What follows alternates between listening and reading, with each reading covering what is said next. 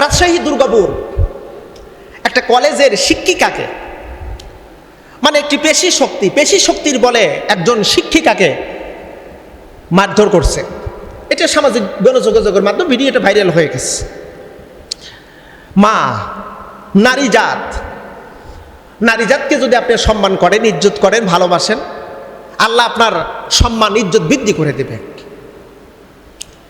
আল্লাহ পাক নিজে বলেছেন, ওরাফান এলাকা, তোমার ইজ্জত আমি বৃদ্ধি করে দেবো। ভিডিওটা ভাইরাল হয়েছে, আমি দেখে অবাক হয়ে গেলাম। পেশি শক্তি, সমসাময়িক একটা শক্তির কারণে একজন শিক্ষিকাকে নির্যাতন করা হচ্ছে। আমরা দেখেছি সোশ্যাল মিডিয়াতে এমন কোনো দিন নাই নারীদেরকে নির্যাতন করা হচ্ছে না, ধর্ষণ করা হচ্ছে না, এমন কোনো দিন নাই। ছোট্ট, মানে ধর্ষণের উপযোগী নয়, অতিগুণের উপযোগী নয়, 6 বছর 8 বছরের শিশুদেরকে ধর্ষিত করা হচ্ছে শত শত। এই আমরা লক্ষ্য করে দেখেছি 5ই আগস্টের পর থেকে, ওই সময়ের হিসাব বাদ দিলাম, 5ই আগস্টের পর থেকে কয়েক হাজার নারী ধর্ষণের শিকার হয়েছে। নারীদেরকে যখন অসম্মান করা হয়, নারীদের ইজ্জত যখন নষ্ট করা হয়, তখন ওই সমাজ, ওই দেশের উপরে আল্লাহর গজব অর্পিত হয়। এটা আমার কথার প্রমাণ চাইলে আমি কোরআন এবং হাদিস থেকে দলিল দিতে পারবো। আল্লাহর একটা বরকত নাজিল হচ্ছে। বেশি দূরে আমি কথা বলবো না। গত বছরের পরিবেশ আর এই বছরের পরিবেশ, ডিস্টেন্স অনেক, আকাশ পাতাল পার্থক্য। প্রশ্ন আপনারা করতে পারেন, উত্তরও আছে। এতটুকু পার্থক্য হওয়ার কারণ কি? সবই তো আছে, সবই তো ঠিকঠাক, আমিও আছি, আপনিও আছেন, জায়গাও আছে, সবকিছু আছে, কিন্তু পরিবেশ পার্থক্য হওয়ার কারণ কি?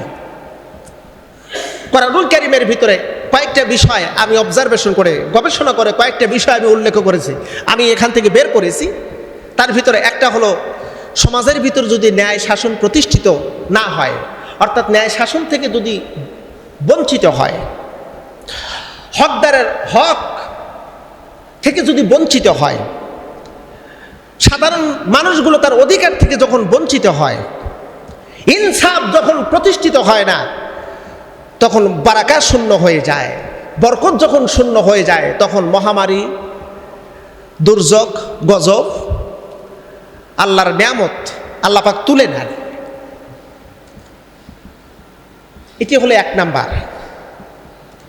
দ্বিতীয় নাম্বার হলো, সমাজের দায়িত্বপ্রাপ্ত ব্যক্তি যদি সৎ না হয়, অসৎ যদি হয়, তাহলে ওই সমাজের অধীনস্থ মানুষগুলো প্রতিনিয়ত, প্রতি মুহূর্তে আল্লাহর গজবের আখড়ার মধ্যে পড়ে থাকবে। 3 নাম্বার, ওই সমাজের ভিতরে ওলামায়ে কেরামদেরকে যদি মর্যাদা না করা হয়, ওই সমাজের মানুষগুলো প্রতিনিয়ত আল্লাহর গজবের মধ্যে পড়ে থাকবে।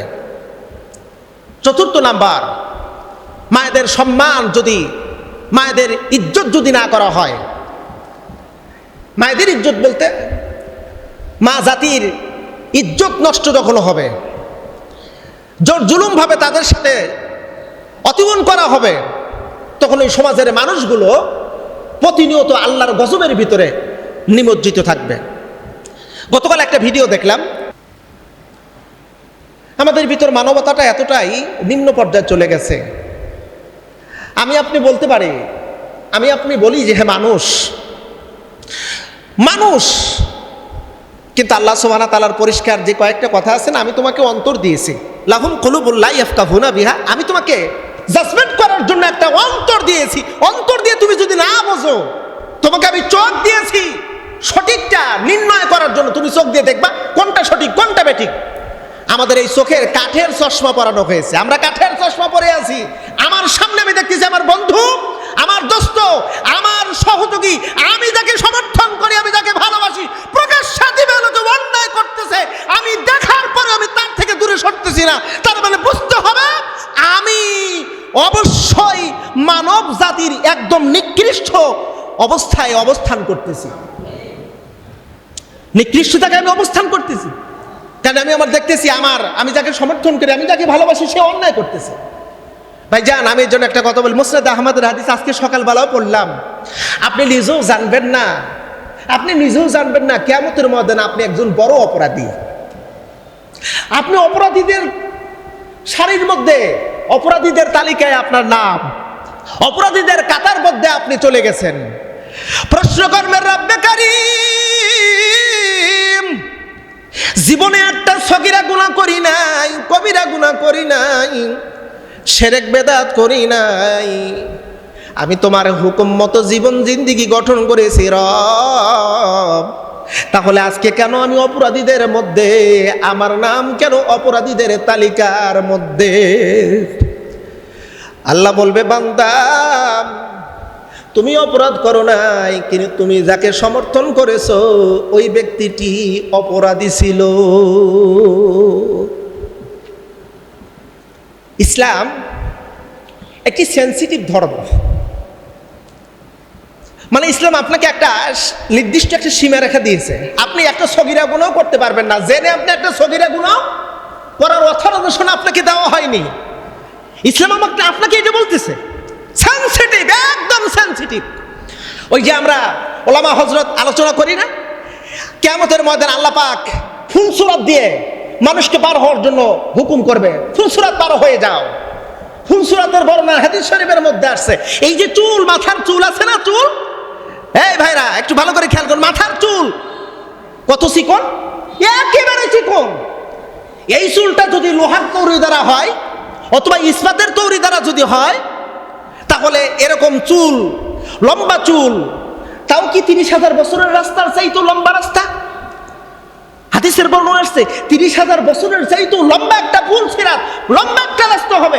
এই চুল পরিমাণ যদি মোটা একটা রাস্তা হয়, সেটা যদি লোহার তৈরি হয় অথবা ইস্পাতের তৈরি হয় অথবা কাঁচের তৈরি হয়, যে কোনো একটা পদার্থের তৈরি যদি রাস্তা হয়, আর আমাকে আপনাকে যদি হেঁটে যেতে যদি বলা হয়, আমার এই বডি মোটামুটি ম্যাক্সিমাম আমার ওজন 65-70 কেজি, 65-70 কেজি ওজন হবে।